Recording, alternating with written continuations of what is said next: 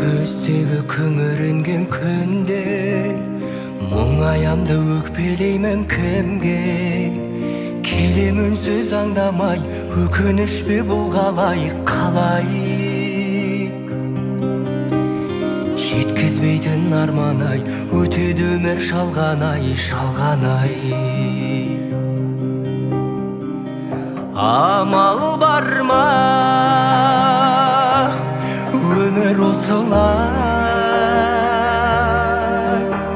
сынағына көнесің, тағдырыңа ересің.